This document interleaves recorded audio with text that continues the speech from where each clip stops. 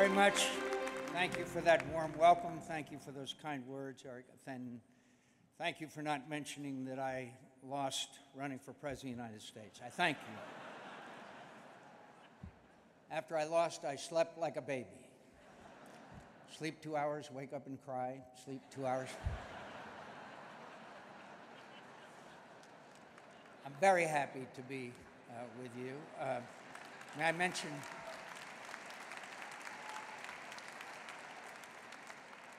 and could I mention, I ask your sympathy for the families of the state of Arizona, because Barry Goldwater from Arizona ran for President of the United States, Morris Udall from Arizona ran for President of the United States, Bruce Babbitt from Arizona ran, I from Arizona ran.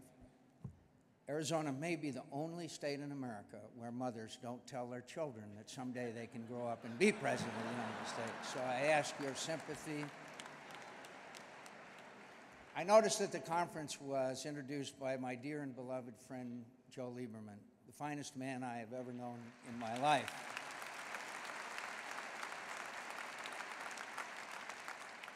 And Joe and I traveled together extensively for many, many years, literally every corner of the world. Well, just prior to Joe's leaving the Senate, there was a big, wonderful dinner at the Israeli embassy for Joe, and all the important people in Washington were there. And there was speaker after speaker after speaker extolling the virtues and record and wonderment and beauty of Joe Lieberman, and all was true. And I was the last speaker. So I said, look, I'm not going to tell you about Joe Lieberman, you've already heard, but I have an announcement to make. I have spent all these years with Joe Lieberman eating salmon, riding the Shabbat elevator, not being able to ride in a car on Saturday. I've had to go through all this all these years, and I've gotten none of the benefits, so I'm announcing my conversion to Judaism.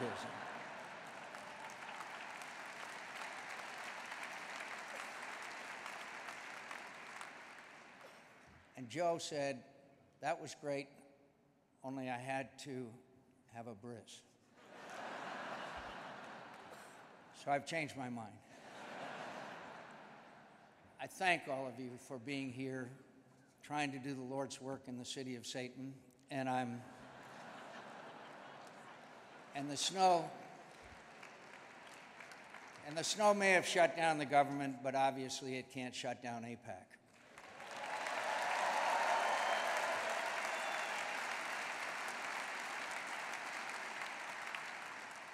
By the way, in case you missed it, only 12% of Americans approve of Congress.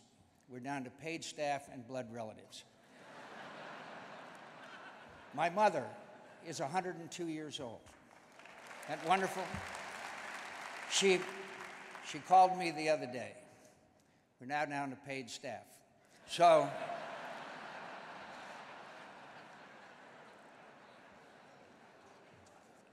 I really do come to you this morning with a heavy heart and great sadness because of the events that are taking place in Ukraine. And what happens in Ukraine is directly related to what happens in the Middle East, and obviously we know that what happens in the Middle East is vital to the existence of the state of Israel. I'm not going to go through the history of Ukraine with you, but the fact is Crimea is a sovereign part of the sovereign nation of Ukraine. And the people of Ukraine, by the hundreds of thousands, went to a square in sub-freezing weather that's saying that they did not want to be part of Putin's Russia. And that's what it was all about. And now that the Olympics are over, immediately afterwards, we now see the occupation of Crimea. And by the way, in case you missed it, one of the reasons why there's a majority population of Russians in Crimea is because Stalin exported all the Tatars. Over half of them were killed as he deported them from the Crimea. But the fact is that this is a blatant act on the part of Vladimir Putin, and one that must be unacceptable to the world community. It cannot stand. And I have to be very honest with you, there is not a military option that could be exercised now, but the most powerful and biggest and strongest nation in the world should have plenty of options, and those options are many. ranging from identifying these kleptocrats, these corruption people, and the people that ordered this, and the Magnitsky Act. Thank God for the Magnitsky Act. We could expand it and identify those people, and it would be their last trip to Las Vegas. So we can enact economic sanctions. We can, there's a broad array of options that we have. Why do we care? Because this is the ultimate result of a feckless foreign policy where nobody believes in America's strength anymore.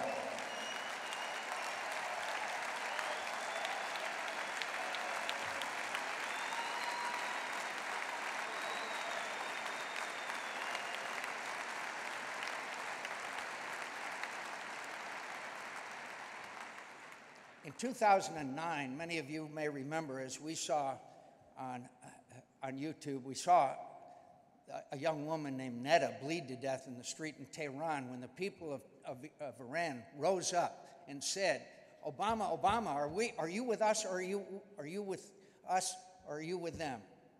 And you know what? The President of the United States didn't say a word. The President of the United States believes that the Cold War is over. That's fine, it is over, but Putin doesn't believe it's over. He doesn't believe that this is a zero-sum game. Look at Moldova. Look at the occupation of Georgia. Look at the pressure on the Baltic nations. Look at what they're doing in assisting Bashar Assad slaughter tens of thousands of innocent people in cities and towns and countryside all over Syria. It is an outrage. And these people, and Vladimir Putin, while he is cooperating with us in the removal of chemical weapons, plane load after plane load of regular weapons, of artillery, of rockets, of tanks, are landing at the airport in Damascus, slaughtering innocent people. And I will tell you, it's hard for a mother to differentiate whether their child has been killed by a chemical weapon or one of these horrible barrel bombs that are basically cluster bombs that are being dropped on innocent civilians all over Syria. And we have sat by and watched it happen. And if Bashar Assad prevails, it will directly endanger the security of the state of Israel, and this is now turned into a regional conflict. Lebanon is destabilized. What do you think those 5,000 Hezbollah fighters are going to be like when they return from the fighting in Syria to southern Lebanon? What do you think is going to happen if Bashar Assad continues to prevail as far as the other nations in the region are concerned? Jordan, probably our best friend, is destabilized. The whole situation cries out for American leadership, and I'm sorry to tell you, it's MIA. Now let me also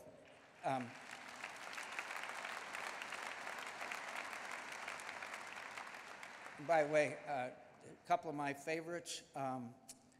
Tell Vladimir that I'll be more flexible when I'm reelected. Tell Vladimir I'll be more flexible when I'm reelected. I want to talk about Iran a minute with you, because there is a significant difference of opinion, even here amongst our dear friends, as to whether sanctions should be passed by the Congress of the United States if the talks fail. And my argument to you is, do you believe that in light of recent events of the last 5 years that the Iranian mullahs think we're serious? I don't think so. I don't think so. I believe the Iranian people can have access to peaceful civilian nuclear energy, but that doesn't require an industrial uranium enrichment program. It doesn't require a heavy water reactor. It doesn't require advanced centrifuges. And it certainly doesn't require nuclear facilities dug deep into mountains.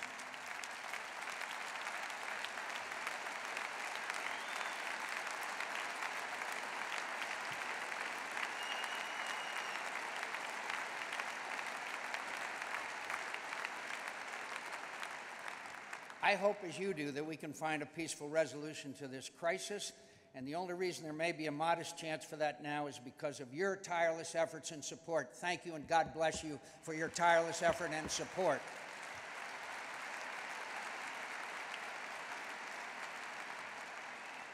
I believe we have to keep the pressure on. Iran's rulers must know that But the only alternative to compromising on our terms is even more crippling sanctions or worse.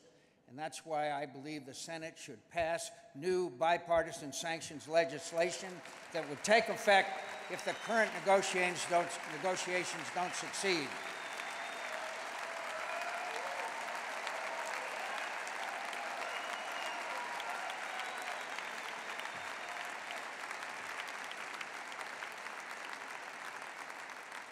We must stop Iran from developing a nuclear weapons capability, and we must do so because of the nature of the threat posed by this Iranian regime. It's not an arms control challenge. The Iranian Revolutionary Guard is in Syria slaughtering people today. They are training these extremists, and they will not quit. This regime in Iran is the world's leading sponsor of terror. It has murdered Americans, Israelis, and Jews across the globe. It is categorically devoted to the destruction of the State of Israel. It is training and arming militant groups across the Middle East. It's destabilizing its neighbors and meddling in their affairs. It's developing sophisticated ballistic weapon missiles, including ICBMs that could target America. And more than any foreign actor, the blood of Syria is on Iranians' hands. I know AIPAC was criticized for supporting the use of force in Syria after the chemical weapons attack last year. That was a seminal moment. When a president of the United States says that that president is going to take military action and does not, that sends a message all the way around the globe, as far away as China.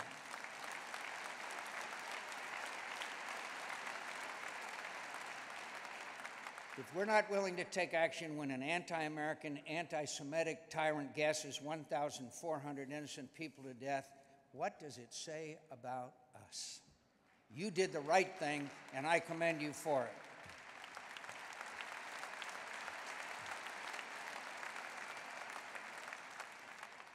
You know, a lot of my fellow countrymen say, we're weary of war. We want to get out. I hear this phrase over and over again. There'll never be another land war which the United States engages in. Do you know how many times in history that's been said? Do you know how many times prior to World War II, when Hitler marched into the Sudetenland, and when Neville Chamberlain said, we're not going to fight in a faraway country for people that don't speak our language and we don't know? My friends, the lessons of history are that we have to be ready. And as Ronald Reagan used to say, peace through strength, not through weakness, and not through cutting our defense budget back to the smallest army than we've had since prior to World War II.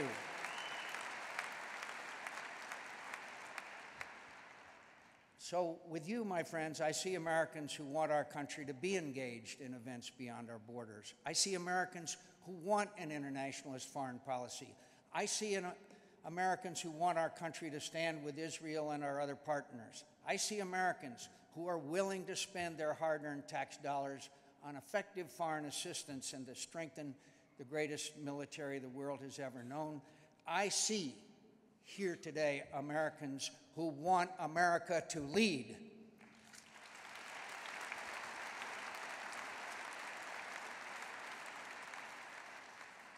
My friends, I've been around a long time, and in fact, since the Coolidge administration.